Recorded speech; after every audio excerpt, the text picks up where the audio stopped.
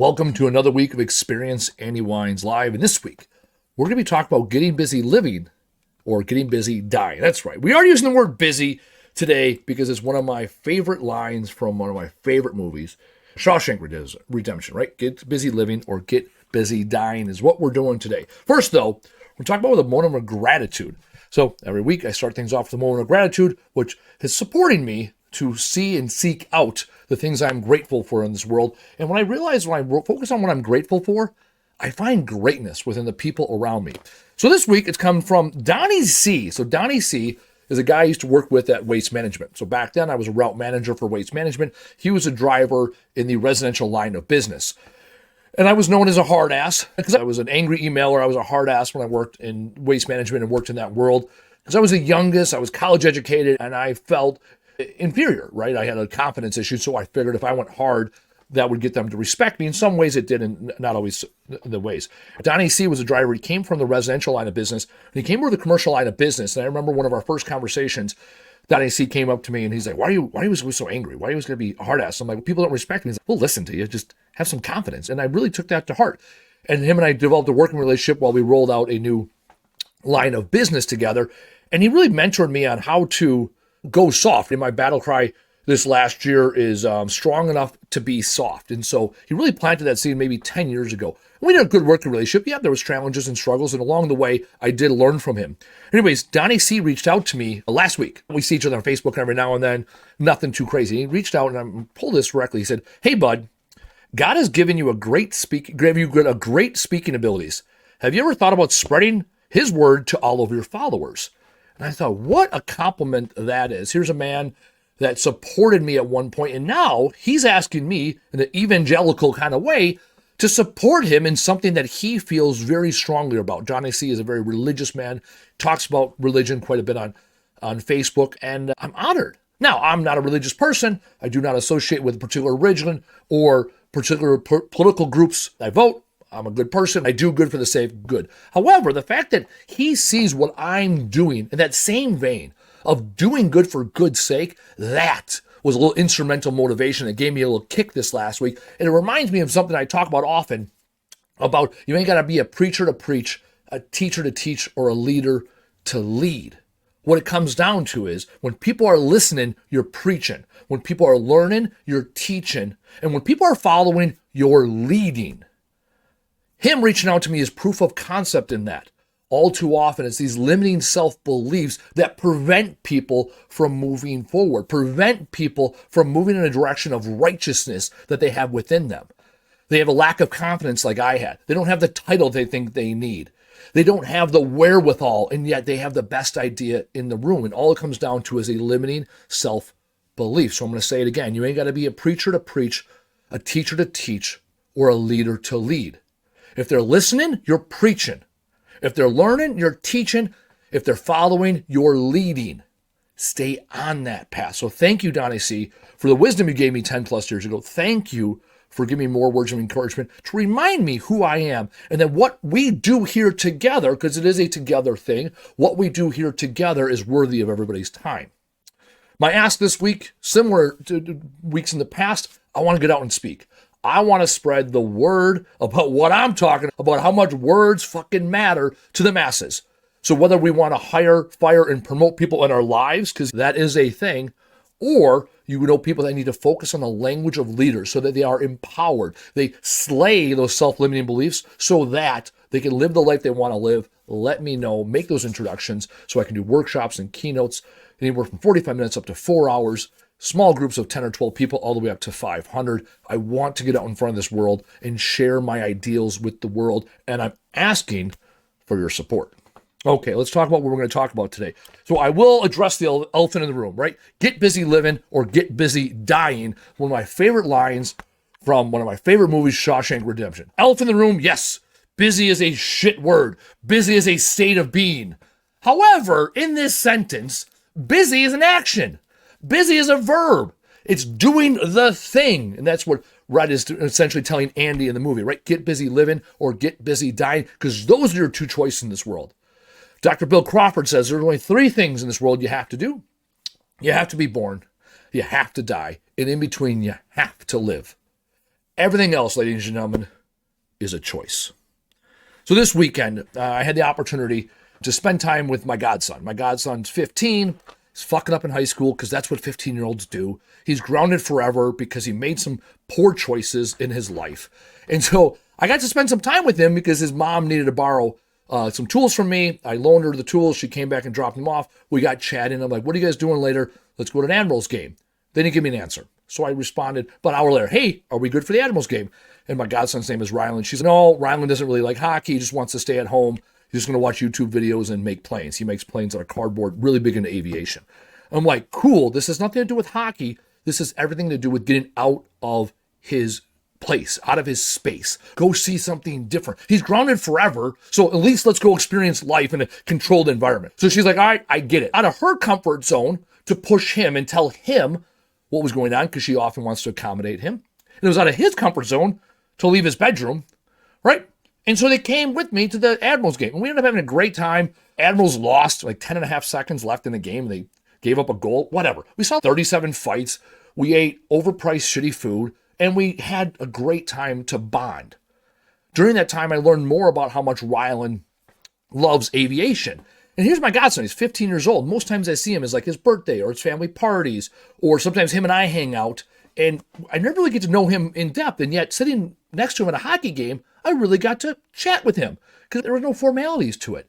And he showed me pictures of planes he took at the Air and Water Show. He showed me pictures of planes that he's built out of cardboard. He talked about how much he loved aviation. And not as a pilot, he likes and wants to work on planes. And so I'm sitting there with his mom and him, and we're talking about, in order to go and pursue that career, you got to finish high school first. I said, what are you failing? He was failing one class. He's got a couple D's. And I'm like, and her mom's like, you got to get those up to C's. And I was like, hold on. C's get degrees. D's get diplomas. And I'm very strong on this point because at one point at the same high school at 15 years old, I sat there with a guidance counselor talking about how my goal was to graduate high school. That was it, not college. So a D- was good enough to hit our minimum objective, which to graduate high school. And now here's my godson. He's got a couple A's, couple B's, not a dumb kid. He's not applying himself.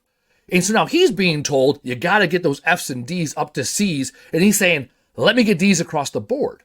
And I held off. I said, okay, hold on. You want to get into aviation? His mom's, yeah. Do you know any Air Force or Navy recruiters? Absolutely. I know people I can introduce you to.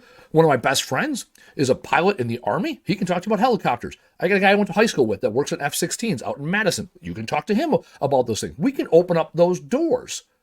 And now how we can do this together is by focusing on the end state, which is graduate high school and then join the Air Force or the Army or the Navy and start working on planes. That gets us where we're going. So the immediate, we can now say, okay, this is what we spend all our time focusing on this. Okay. And now immediately though, we got to get those grades up. Because when you're grounded forever on a Saturday night, chances are there's not much you can do to get that end state of making your grades go up, right? You already screwed up what you screwed up. There's no test to be taken. There's probably not a lot of homework, right? And yet we made an impact on his goals by focusing our effort on something else. We focus on his passion. Just like last week, I talked about being in a hole and how I transformed my pain to passion to define my purpose. I now can share that message with him. How do we take your passion for planes and find it to be your purpose? All because we chose to go to a hockey game, which will help him and support him graduate high school. What we did here is we focused on what we could do. We got some momentum from initial movement. And after this, I thought about my life, right? The places and times I was stuck in a hole. I talked about last week on the show, when I was stuck in a hole, what did I do? Right? I spent a lot of my energy and effort focused on the hole and my situation. And I thought back to my life, right? I thought back to that time in my life. I'm so thankful I lived that time. I'm thankful that I wrote about it 5 years ago. I'm thankful I talked about it last week to bring up some of those memories. And I remember for me, what ended up happening when I was stuck in that hole, the thing that got me out of the drinking and the depression and the PTSD and the suicidal ideations, it was a job. I got a career. I started doing construction work, right? And then over time, I had purpose. I found my way going to college. I got a job bartending. And all of a sudden, I had a social life and I met new people. And all of a sudden, I'm not focused on the depression and the drinking because I found something else to do. Later in my life, when I was struggling in the Army, I got kicked out of my platoon. I got kicked out of my company when I was deployed to Gitmo. So what did I do? I focused on college. I thought, okay, I'm dying right here and now. This is not working. So what's next? Let me start putting effort in right now for what's next. Because the Army, that ain't going to do it. Let me focus on what's next.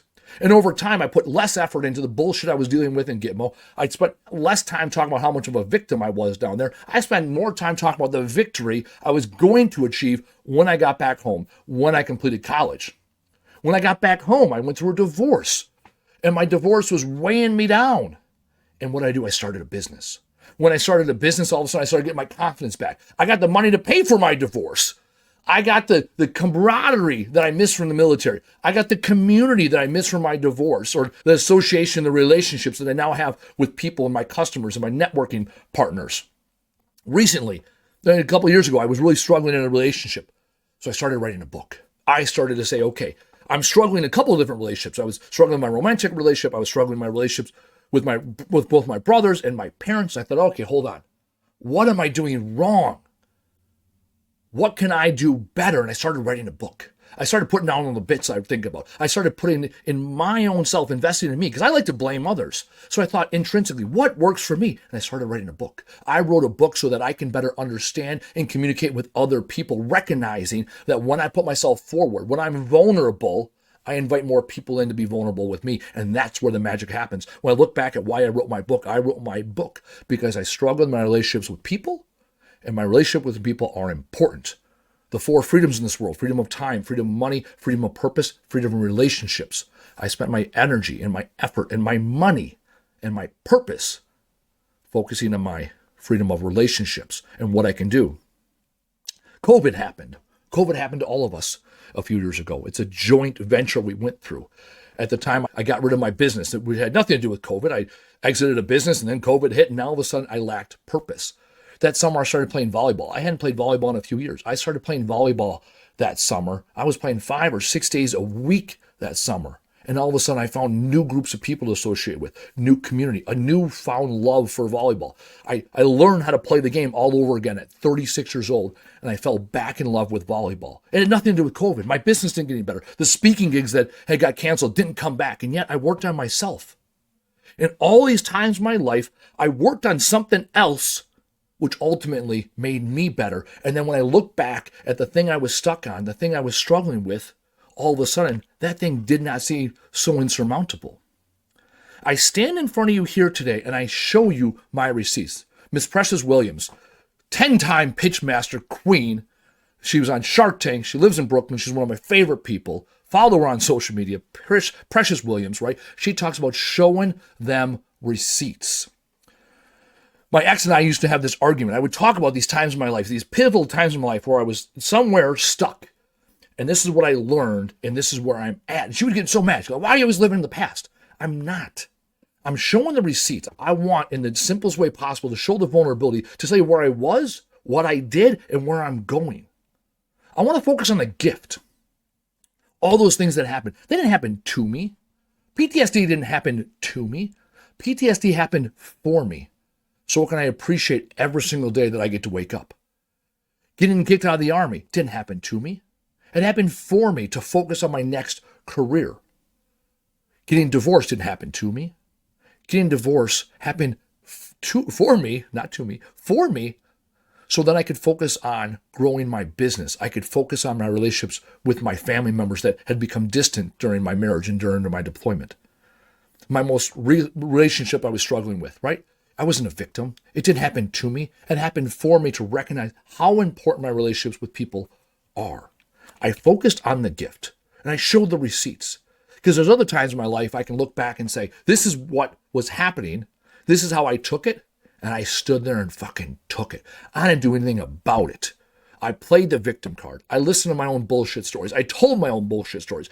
I did not show up as the person that I wanted to be. And even now, recently, I've been struggling with some personal and professional relationships that have dissipated over time.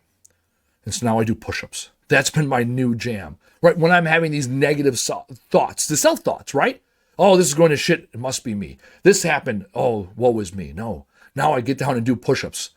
It has revolutionized my eyes, revolutionized my being, I guess, over the last couple of weeks, right? What ends up happening? The negative thought is there. I get down 15 seconds. That's it. 15 to 20 seconds of push-ups. That's it.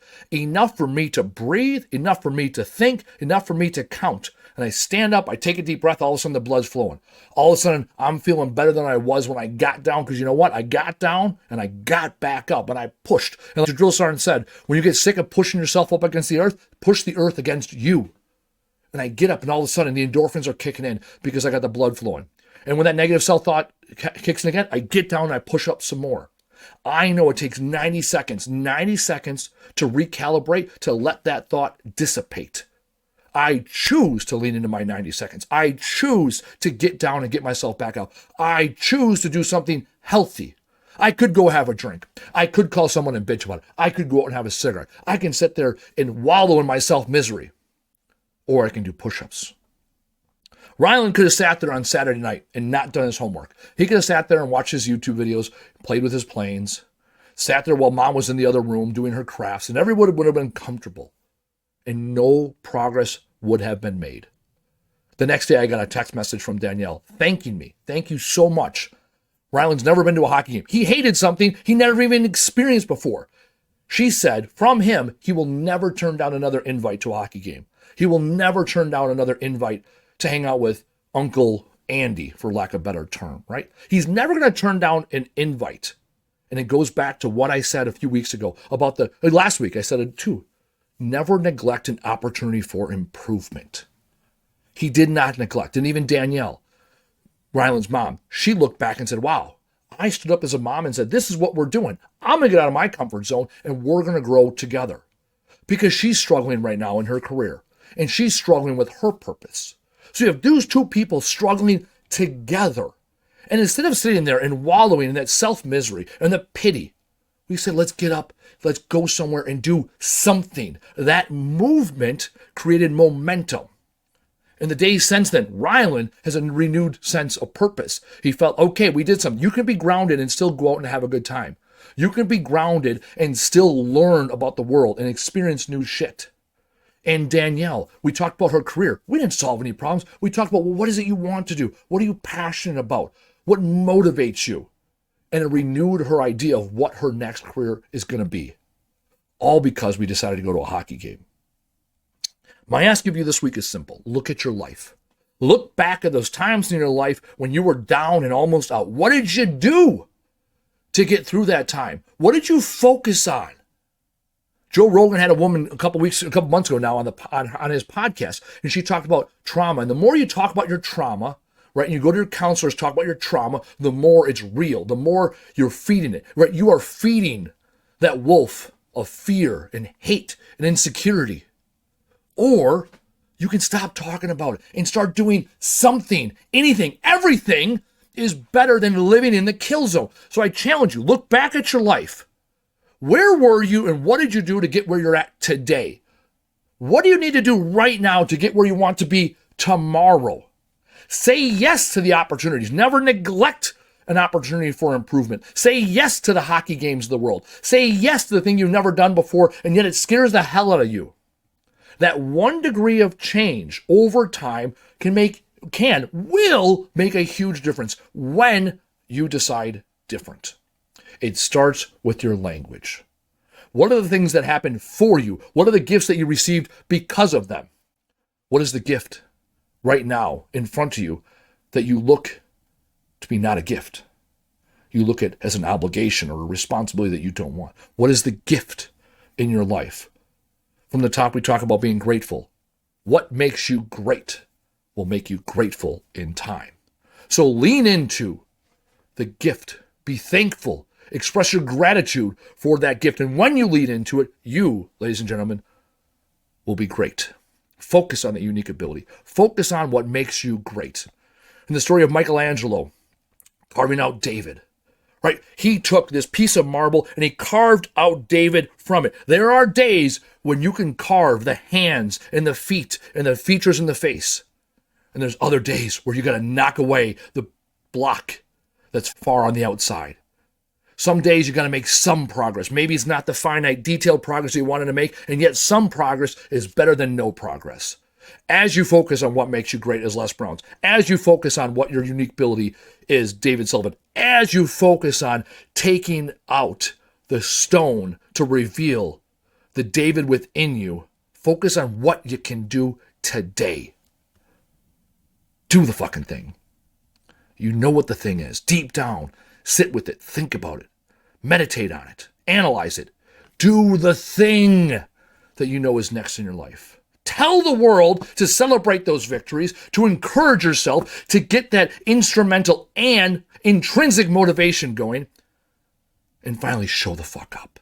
Show the fuck up as the person you are, vulnerable and full of doubt and full of fear. Show up as who you are and own it. Do that, ladies and gentlemen, and we'll see you next week.